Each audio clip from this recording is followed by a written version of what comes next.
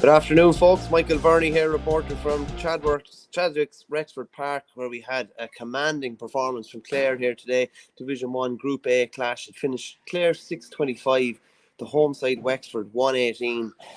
Hard to know where to start here. Two teams on two completely different levels today. Clare obviously looking to bounce back from, it was a bit of a horror show against Limerick a couple of weeks ago. They bounced back in fairly spectacular style. I suppose having Ryan Taylor back, having, former hurler of the year, Tony Kelly back, having John Conlon back was probably a bit of a statement from Brian Lohan even before throw-in. Those three players all performed really well. Peter Duggan showed up really well. David Reedy as well. But I suppose there's two sides to it. Clare were very, very efficient, very, very good in front of the goals as well. A real no-show from Wexford, you'd have to say, conceding 6-25. Some of the goals, Clare just walked through their defence. Peter Duggan slalomed through twice, got a goal in the first half, laid on a goal for David Reedy in the second half.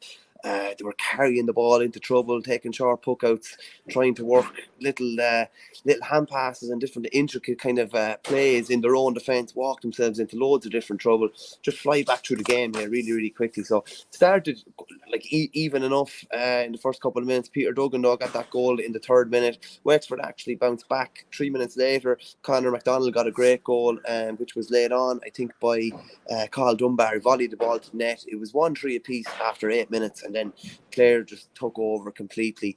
They went 1-6 to 1-3 up, hit the next 3 points. Then David Reedy got a goal in the 15th minute. Tony Kelly came down the right-hand side here into the town end, put across a lovely ball on a plate for Reedy. Reedy finished to the net in emphatic fashion. They were 2-8 to 1-4 up. Ross Banville scored a point in the 13th minute from a free for Wexford, but they had to wait another 11 minutes for their next score, another free from Banville. By that time, it was 3-11 to 1-5. Aidan McCarthy had gotten a goal. Eamon Foodie's long puckouts caused consternation in the Wexford defence. There was a nice little breeze, not going into the town end. There was a nice breeze going into the other end of the pitch. Foodie was launching puckouts down there. They were breaking in around the D. That ball broke in around there. Aidan McCarthy picked up the break and slammed it to the net. That had them well in advance, or well in control. Then in the 28th minute, Tony Kelly got a goal to put them 4-12 to 1-5 up. Damien Reck was actually caught in possession and turned over. Kelly went through. James Lauder got a save on it, but it still ended up in the net. Amazingly, you couldn't have predicted it beforehand, but at half time Clare were 4-17 to 1-6 up, 20 points up at the break. The space in the Wexford defence was unbelievable to look at, really. Clare were dropping a lot of players back behind the ball, particularly when they were defending. But once they got their hands on the ball, it was a quick hand pass and a quick delivery into the space up the far end of the field. They absolutely made hay. Aidan McCarthy, brilliant again today. He ended up at 110. I think it was 6 place balls, 1-4 from play. So as I said, it was 4-17 to 1-6 at half time. Wexford came out, got 7 of the next 10 points, put a bit of respectability on the scoreboard.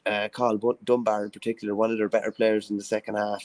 It was 4-20 to 1-13 on the 49 minutes when Conor Hearn put over a point. But Clare kind of just, even though they were running the bench and bringing some new players in and taking off some of their more experienced players, they put the boot to the floor again. They got their 5th goal in the 64th minute. David Reedy goal, as I said. Duggan soloed through unopposed. Reedy put the ball on a plate for Reedy. He slammed it to the net, and then Mark Rogers, who came on late on in the 69th minute, he got their 6th goal, and they ran out 6-25 to 1-18 winners. From Brian Lohan's point of view, I'm sure any questions that there were after the Limerick game, or whether there was a hangover from the All-Ireland semi-final last year, were answered in fairly emphatic fashion. He even just was speaking to reporters just after the game and said that it was that bad that you had to write it off as write it off the experience and just go again. And he said there was no coincidence that Conlon and Kelly and Taylor came back for this game. He said that was always the plan, the long-term plan for them. No sign of a Shane O'Donnell return yet. He's probably going to be back coming closer to championship time, as he was last year and as he was a couple of years ago. It seems to take very little to get him right for games.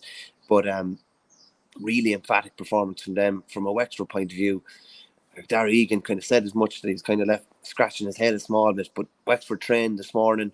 Lee Chin trained fully, Rory O'Connor trained fully, Matt O'Hanlon trained fully, Mark Fanning trained fully as well. They just can't really afford to be without players of those calibre, and they were without them today, and they got seriously humbled, beaten by 22 points on home soil. Hard to know exactly what to read into it. If you take league form on face value, maybe you're kind of reading too much into it. So I'm sure Wexford will be better when it really matters. And Egan has said that they're hoping to get their trajectory right come championship. They might have peaked a bit too early last year, but from a Clare point of view, um, they showed kind of exactly what they're capable of. And even the physical disparity, would say, between the two sides. Clare, big, physically imposing side. A lot of real bruising players that can really, really hurt you physically. Wexford, maybe a more kind of diminutive style of team. But it was all about Clare today. They make the long journey home to the west with the 2 points on the board. They now have 4 points on the board from 3 games. Wexford just have that 2 points on the board from the Westmeath game. Will be scratching their heads a small bit, but probably of all the teams in the country that can't afford to be without their big guns, and particularly Chin and probably Rory O'Connor up front, I think Darry Egan's priority is just to have those guys back for championship. And it'll be interesting to see what they do next time out. Clare face, I think Clare have Cork and Galway next, both in Ennis.